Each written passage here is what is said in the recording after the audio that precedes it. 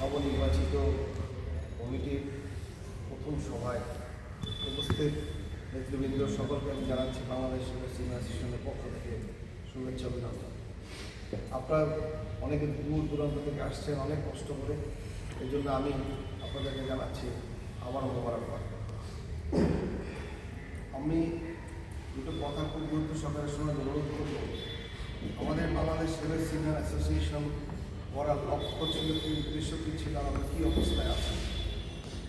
আপনারা জানেন আমরা যখন 2003-04 সালে আমরা রেলে নিয়োগ পাই, নিয়োগ পাওয়ার পরে যখন দেখলাম সিগন্যাল ডিপার্টমেন্টের জরাজীর্ণ দশা, সেই দশা থেকে মুক্তির উপায় হিসাবে আমরা আমাদের অ্যাসোসিয়েশন গঠনের সংকল্প গ্রহণ করি। তার পরবর্তীতে আমরা তো ধারাবাহিকভাবে আমরা সংঘবদ্ধ হয়ে যখন আমরা দেখলাম যে আমাদের প্রথম যে অধিকার শ্রম ঘণ্টা অধিকার, সেই অধিকার বাস্তবায়নের জন্য বাংলাদেশ রেলওয়েতে দৃষ্টান্ত আমরা কিন্তু উদাহরণ হিসাবে সৃষ্টি করেছি। বাংলাদেশ রেলওয়েতে কেউ পারে না, অনেক বড় বড় ডিপার্টমেন্ট আছে, কেউ পারে না।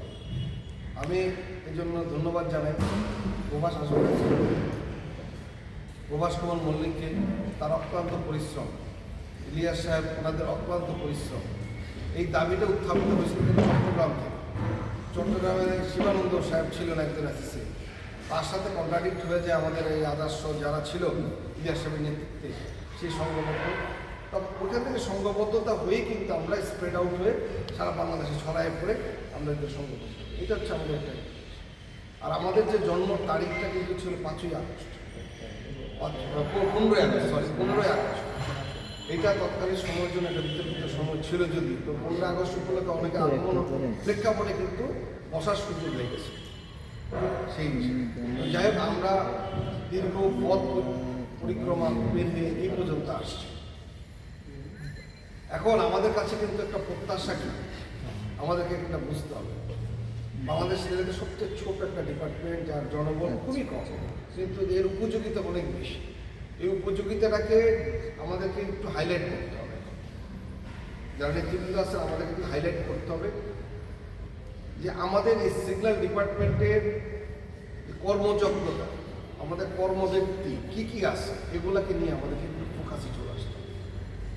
এটা হচ্ছে আমার কাছে মনে হচ্ছে সামনের দিকের জন্য একটা চ্যালেঞ্জ, যে দাবি আদায় করার ক্ষেত্রে একটা চ্যালেঞ্জ হিসেবে কাজ করবে। আমাদের শ্রমঘণ্টা হয়ে গেছে, এখন শ্রমঘণ্টা বাস্তবায়নের ক্ষেত্রে কিন্তু কিছু কিছু অঞ্চল থেকে কিছু শব্দ আমরা উচ্চারিত হতে শুনি। আমি এখানে স্পষ্টত একটা কথা বলি, অধিকার আদায় হয়ে গেছে। এখন অধিকার আপনি যদি ক্যারি করতে না পারেন, না চান, রেসপন্সিবিলিটি সংগঠন নেবেন। আপনি নেন, ক্যারি করেন, দেখেন আপনাকে কেউ বাধা দিচ্ছে কিনা, কি হয়েছে না হয়েছে আগে আমরা এটা নিয়ে আলোচনা করবো না। কিন্তু আপনারা যারা নেতৃবৃন্দ আছেন, আপনারা মাঠ পর্যায়ে এই বয়সটা দেন, আপনারা ক্যারি করেন। যদি কোথাও বাধা আসে, সে বাধাটা আমাদের মামলা এখনও কিন্তু আমরা শেষ হয়নি, অনেক মামলা চলতেছে, অর্থাৎ আমাদের সুযোগ আছে। এখন একটা চ্যালেঞ্জ হলো আমাদের নিজেদেরকে উপস্থাপন করা রেল অঙ্গন। নাম্বার 2 হচ্ছে আমাদের আর্থিকভাবে আমাদেরকে স্বাবলম্বী হতে হবে। অর্থনৈতিক স্বাবলম্বিতার কোনো বিকল্প নাই। কেন বিকল্প নাই?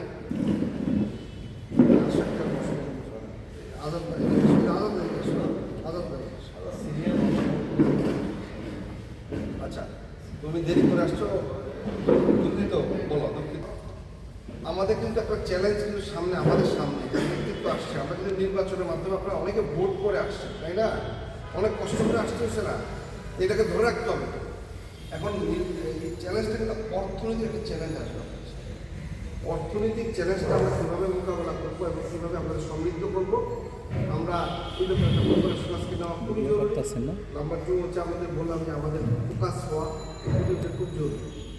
পাশাপাশি আমাদের কিছু প্রয়োজনীয়তা কথা আসবে, মানে আমাদের নেসেসিটি, যেটা হলো জব রেসপন্সিবিলিটির ক্ষেত্রে, চাকরিগত সমস্যার ক্ষেত্রে যে আলোচনাগুলো আছে, বিশেষ করে দেখেন আমাদের দীর্ঘ অনেক বছর ধরে আমার জানা নাই কবে পদোন্নতি করেছে, তাই না? আমরা তো 2003-এর ব্যাচ, 4-এর ব্যাচ, 3-4 আমরা ব্যাচ।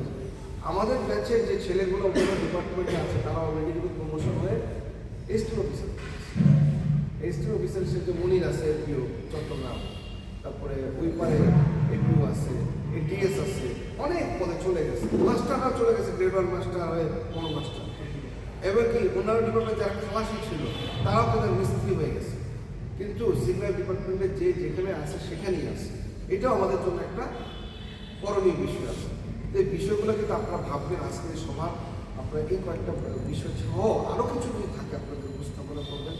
উপস্থাপনা করলেই হবে না, আমরা একটা আজকে ছক তৈরি করে নিয়ে যাবো, কী কাজ করতে চাই, কীভাবে করব, আমরা একটা প্ল্যানিং করবো। যে 2 বছর সময় হবে, সময়টা 2 বছর, তাই না? আমাদেরকে ফার্স্ট ফেজ আমরা 6 মাসের মধ্যে কী করা লাগে, 1 বছরের মধ্যে কী করা লাগে, এই 2টা প্ল্যান আমরা আজকে যদি করতে পারি, আমার মনে হয় আমরা মিটিংটা সফলতা মুখ দেব।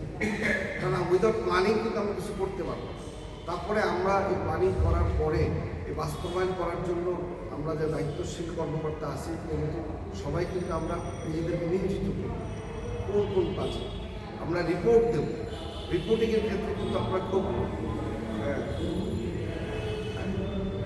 রিপোর্টটা কিন্তু খুব জরুরি।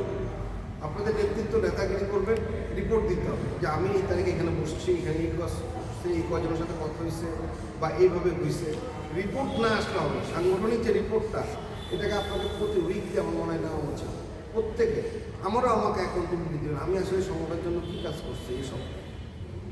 আমরা যদি প্রতি সপ্তাহে 1 ঘন্টা সময় ব্যয় করি, আমার মনে হয় দেখেন আমরা প্রতি সপ্তাহে 1 ঘন্টা, মাসে 4 ঘন্টা, মাসে 4 ঘন্টা হলে বছর কয় ঘন্টা,